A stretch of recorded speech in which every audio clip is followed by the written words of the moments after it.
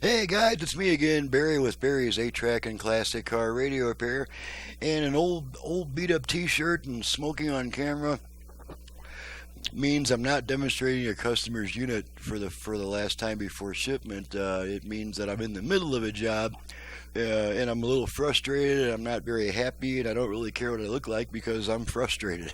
So anyway, the subject of this video is the fact that some radios are going to cost a lot more than my advertised flat rates for a few reasons. Now, the first thing I'll do is I'm going to go ahead and play the 8-track section of this radio, which you can see this radio is nowhere near ready for shipment. It doesn't have the covers on it. It's got stuff tacked in place, got a couple jumper wires holding things together. But what we're doing right now is just making sure that I've got the 8-track section fully functional so that I can start building the conversion on top of it. So let's go ahead and pop a tape in and just make sure this thing works. And I got my test receiver kicks out on overload prematurely, so I had to turn it down before I put a tape in. Okay, so we should have sound now.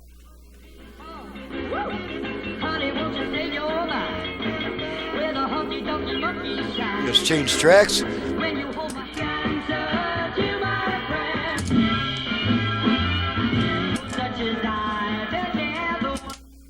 Blank spot there.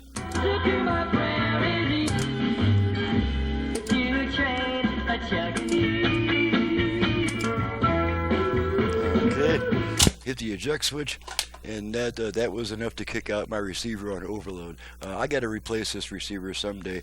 This thing is just way too sensitive to sudden loud signals. So now I'm going to get into why this radio is costing the customer significantly more than most other radios.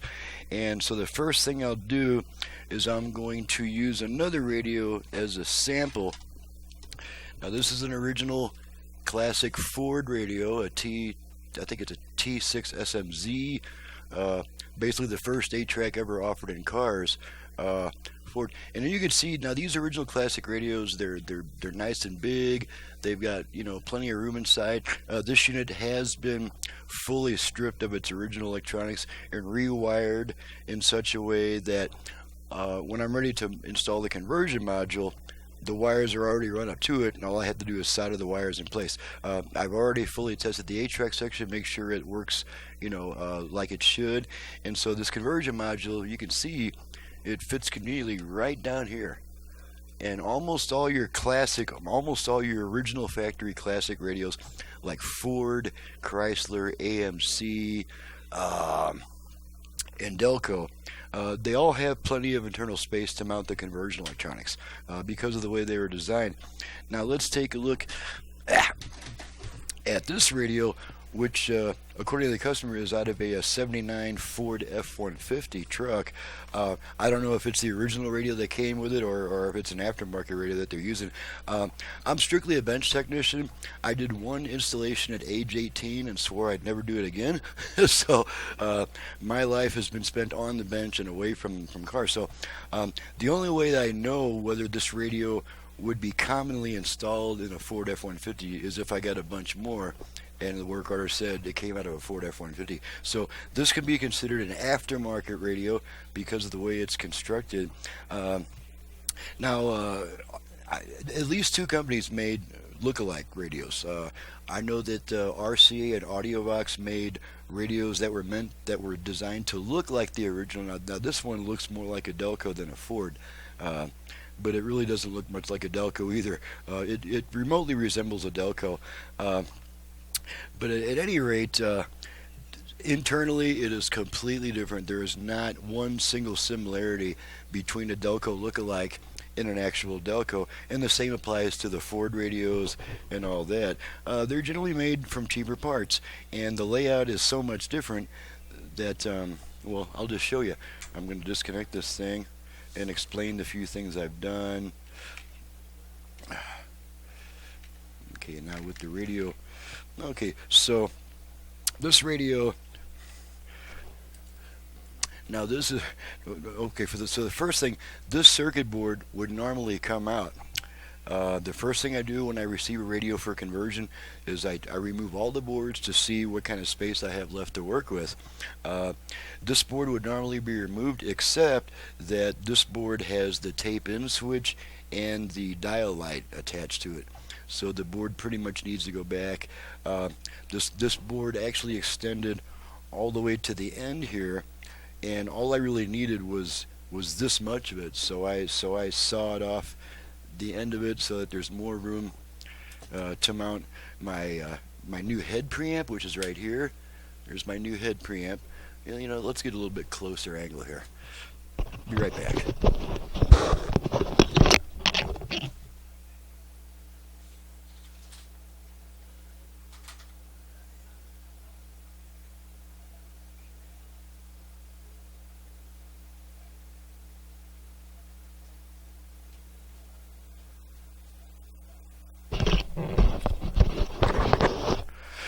Okay, so here's where I mounted my new head preamp, which is almost a necessity. For one thing, the old preamp is usually combined with other audio circuitry on the board, so you can't remove that board without also removing the tape head preamp.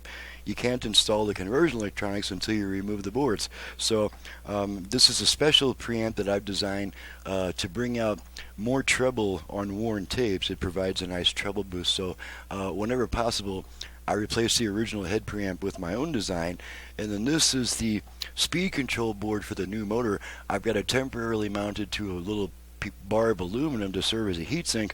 Otherwise, this transistor would blow out. It's got to be attached to metal so it can dissipate the heat. Now, this is going to mount right about here, and then the back panel, of course, goes across the back. So, you know, once I've got my speed board mounted, the new preamp mounted, and especially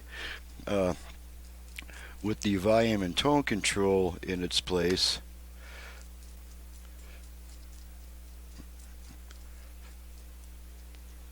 Okay, so here's the volume and tone control, and as you can see, once we get that mounted, there is no room to put a conversion module.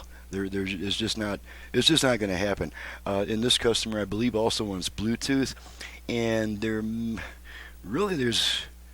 we might be able to squeeze a Bluetooth in here on the right side, but there's still no room for the main conversion module. There's no way that thing's going to fit in here. So this radio, along with you know, quite a few other radios, need to have an external box added to house the conversion electronics. So what I've done here is now I almost always rip out all the old wiring, replace it with brand new stuff. For one thing, I like to use a lot of color coding so that I don't have to follow wires to find out what to do. I just look at the color and say, okay, this is a brown twisted pair. We know that goes to the tuner. This is a single yellow wire. We know that's going to be for the FM stereo light. This is the output of the 8-track head preamp, which is usually going to be orange. Generally, I use orange for the aux input, and I use blue for the preamp output. But I mean, they're similar enough to where I'll know, you know, what I'm doing once I get to it. And then now I almost always have to replace the motor. This is a brand new adjustable speed motor. This is a speed control board that I built for it. This is my own development, meaning no other shop has them. I'm the only guy in the world who can replace the motor with a brand new one in an 8-track player because they were my development. So okay, so what I've done here, I had to remove the tuner to do some work on the tuner, and then when I put the tuner and 8-track back in place, there's a bottom cover that's going to go on here. Once I've got that bottom cover on, I can't get to any of this stuff anymore. So I had to make sure that it's wired, very reliably, good solder connections tied down, so that when I move these wires around to connect them, I'm not breaking them off and things like that. Now, as far as on the issue of motors, the reason almost all 8-tracks need a new motor, I've written them down here. Okay. A 50-year-old motor in an 8-track player can be dead, meaning it's burned out, irreparable, It could be frozen mechanically, and you may not be able to free it up enough to turn smoothly. Um, Almost all 8-track motors lose speed over the years, so that's another reason that you may have to replace them. Uh, because nobody wants to hear a slow or a fast tape. They want to hear it at normal speed. So now, good luck.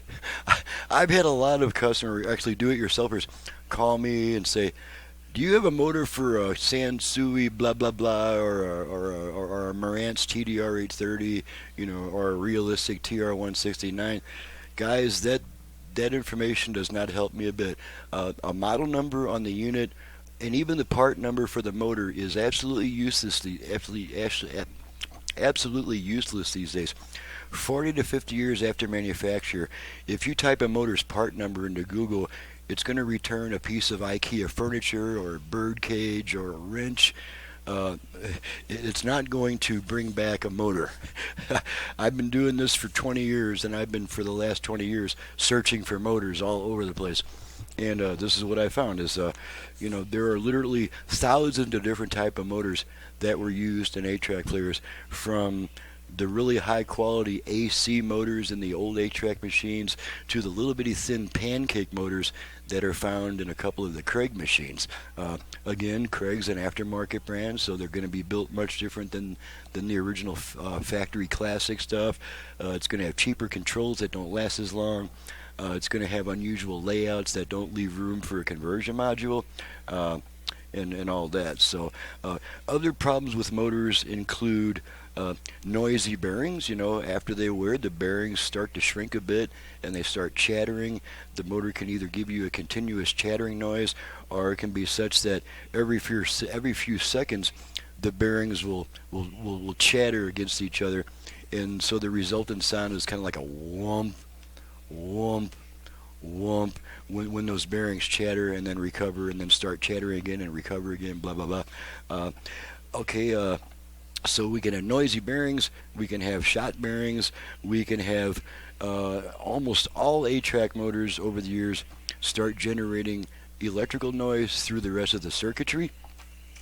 Now this can sometimes be fixed by taking the motor apart, cleaning the brushes in the commutator, maybe replacing a couple of capacitors, in that. Now, that's something that a hobbyist would do on his own machine as a labor of love that may take weeks. You take apart your motor, you clean the brushes, you try to adjust the centrifugal switch to speed it up a little bit. You put the whole thing back together, you reinstall it in the machine, you wire it back in, and then you test it. Now that process takes about, at the very least, 30 minutes per crack, sometimes more than an hour. And when you put the motor back together, it's just as likely to run backwards as it is likely to run forwards. I haven't yet figured out why. But at any rate, yeah, fixing a motor is something a hobbyist would do on his own machine as a labor of love when he has weeks to do it. Like after work, tinker around with my motor a little bit, see if I can improve a little bit more, this and that. As a business that needs to crank out 200 or more units per year, I do not do that. Not when I have brand new motors at my disposal. I have brand new adjustable speed motors that were my own development, so other shops don't have them for sale. I am the world's only guy who routinely installs new motors in 8-track machines, especially car units. And then another thing that a motor can do is most motors have a centrifugal switch inside that when it starts to turn too fast, the centrifugal force separates that switch. The switch has a little bit of a weight on it. When it starts to run too fast, the switch opens, causing the motor to slow down. Then when the motor gets too slow, that switch closes and it speeds back up. It does this like probably several hundred times per second. So it's not something that you can really observe happening, But when that internal switch opens and closes, that can also create noise like a ticking sound, several times per second. So there are just so many problems on a decades-old motor that in my shop they're not worth messing with. They just go straight in the trash. I salvage the pulley because the pulley can be useful for other jobs, but the motor itself, I don't even try to fix them. They just go straight in the trash. And out of the thousands of motors that were once available in the 50s, 60s, or in the 60s and 70s, I have managed to find about 14 different types of motors in quantity. I don't buy single motors off of eBay that were pulled out of a machine. I don't buy motors according to part number or model number. The only useful information on a motor is what RPM the machine requires, what RPM the motor has, and what size pulley you're using with it. A model number is not going to do me a bit of good, nor is a motor's part number. And unfortunately, motors never, very, very seldom show the RPM rating on their label. In most cases, they don't. So, I mean, other than having new motors on hand, the only other solution is having a big old box of old used motors that you can hopefully fit into the machine. Hopefully it'll run at the right speed. Hopefully it won't be noisy. Hopefully this, hopefully that. I don't do hopefully. I do throw it away and put a new one in because if I have them, why not use them, right? Okay, so that's a story on motors. So let's continue with this machine and the woes associated with that. This machine is going to require an external box to house the conversion modules. And at first I thought, that's kind of a cheesy idea. It makes me look kind of unprofessional. But no, it's not true. There's a lot of older radios that had some of their stuff in a separate housing. Your very first tube radios had a mechanical control box with cables that ran to the radio. The cables were, several, 3 or 4 feet long, and it was just a mechanical thing. You turn the knob close to the steering wheel, and that cable, it's kind of like, it's almost like an extension Dremel, a Dremel tool extension where it rotates regardless of the angle. It rotates when you've got the Dremel tool turned on. So that's how, that's kind of how a lot of these old radios are. I've seen a lot of Blaupunkt radios have the power supply in a separate unit. I've seen quite a few Craig radios have their output sections in a separate box, and that just keeps, people generally don't want big ugly things in their dash. They'd rather have smaller stuff that makes room for other things, and then whatever takes up a lot of space can be safely hidden in an external box that the customer can just tuck up into the car wiring and out of the way, maybe hang it by a couple of wire ties, or zip ties, just to kind of get it out of sight. And so yeah, I'm now starting to, rather than turn down these small aftermarket units, I finally got the idea to purchase a sheet metal bending brake. I've got about 25 years experience in the heating and cooling trade, installing ductwork, fabricating the ductwork in the shop. So I've got a lot of experience forming sheet metal. So I went ahead and bought a cheap little $500 bending brake so that I can make these neat looking boxes with nice sharp corners and stuff like that. And so here's the box that's going to go on this radio. The customer also wants the external input-output box. So this external box has to be quite a bit bigger than normal, and this is the external box that I'm making for that radio. It's got a few imperfections. This is my first effort bending a box with my new brake, and I found out that the fingers don't offer enough depth to bend this cleanly. This is about a two inch length of metal, and the fingers would only go to about here. So I took measures to be able to extend the depth of my bending ability, and these are just what we call Pittsburgh locks. If you look at the end, it's just basically an S shape. You bend this into kind of an S shape with one of the legs longer than the other, so that when you go to and then this just slips over the box like that. And then when I've got my cover made for it, I just make a cover with 90-degree bends on each side, and that will slide right into these S's. And then I run a screw right around here to hold this S in place after I've got the box mounted, or after I've got the cover knocked into place. Now see the lip. When I hammer my cover down into place, that's going to leave about a 1/4 inch lip, which I just hammer over to make the final seal there, and it looks, it looks nice, neat, and professional that way. So, but that's the reason that this box is so large, is because I also have to put the master input. I also have to build the master input output box in it, which has 7 RCA jacks. In this case, I'm using only 5 RCA jacks, and I'm going to use the standard little 3-point round, 3.5 round, the round 3.5 millimeter connector, which is the standard for a radio's aux input. So, so this is probably going to mount right about here on the side of the box. The main conversion module is going to mount right there. I'll have to do something about this for the wires to come in without getting cut. And then the Bluetooth module is going to be on the other side, or maybe over here. I haven't really decided yet. It just depends on how thick the interconnecting cable has to be. So far I've got about this much of an interconnecting cable going on. That's a pretty thick cable, so it's going to take a little doing to mount this cable to where if you bend it back and forth and pull on it, it's not going to come loose. So I haven't yet figured out the perfect mounting scheme for this to go onto the radio and the external box. But at any rate, this is just some of the stuff that I have to go through to get these radios working again. Normally I can do a conversion. If I really had to, I could do a conversion in a day's time. This one's taken more like 5 days, because the smaller things are, the tighter spaces were. Now this is not a small radio. This is actually pretty average size radio. It's just the internal layout that makes it unable to accept the size of the conversion module.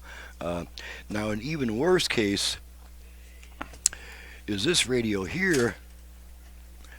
This is a Radio Mobile 8-track radio out of a Jaguar. And so now one thing that's going to be probably very disappointing to a customer is, well, I'm sorry, but your Jaguar is no longer going to be all original, because you're going to have to go out and buy an aftermarket radio to put in there, and it's not going to have an 8-track. If the 8-track is important, an aftermarket radio is not going to help you at all, because no one makes 8-tracks anymore. I would likely be the consultant if anyone did want to, because of my experience with the 8-track format and in my many repair jobs. Right now I think we're right at 1,200 and something, that I've done for customers and businesses. And so this is the worst example, because this is a very thin unit. Okay, now Radio Mobile, I've also seen Radio Mobile units come out of Rolls Royces. So naturally, Radio Mobiles tend to go into pretty high-end cars, and it's on the most high-end cars is likely where the customer is going to want to preserve the most originality.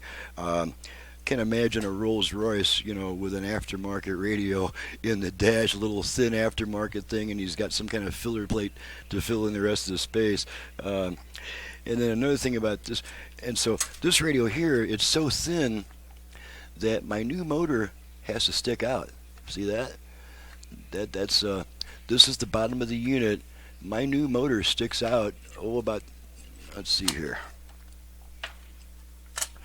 My new motor sticks out about 5/8 of an inch. So I always check with the customer. Whenever I have to do this, I always check with the customer to make sure that there's clearance below the radio so that he can slide it back in with that motor sticking out. And this one is pretty much the same story.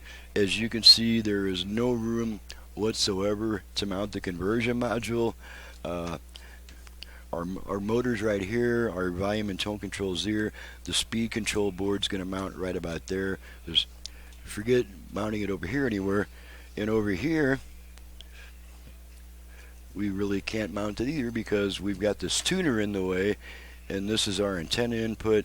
I can change that around, but still, that's an awfully tight space to try to mount a conversion module. So, and even if I could, if there's a problem with the unit in the future, it is an absolute nightmare to try to get to what you need to get to for troubleshooting. So this is another radio that's going to have an external box, but since this customer did not order the master input-output box, the external box for this unit will be quite a bit smaller, probably I would say probably 3 by 4 inches, maybe 3 by 5, but anyway, at any rate, much smaller. So I've already fully tested the 8-track on this unit. I'm not going to do it again because I already know it works, but I just wanted to kind of show you guys what I'm sometimes up against and why I'm sometimes going to have to charge, I would say an extra $100 to cover the cost of the metal, the extra wire, and of course the labor, which is astronomical. I'm charging way, way, way less on labor than a technician with my background experience typically earns in the marketplace for this external box. I'm not making a lot of money on this box. I'm making maybe $20 or $30 for about 5 hours of labor. So, do the math yourself. In the past, I've always been pretty self-sacrificial, thrown in a lot of work that I could charge for. In this case, this is something that I have to charge for, or I would actually lose money, on some jobs. So, on my website, I have a picture of these small aftermarket units.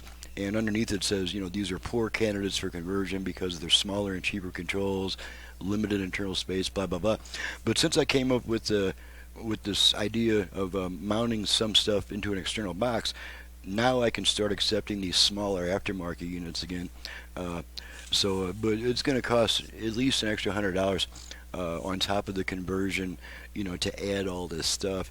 And so, unfortunately, some customers don't really have a choice if they want to keep their original radio in their dash with the modern features.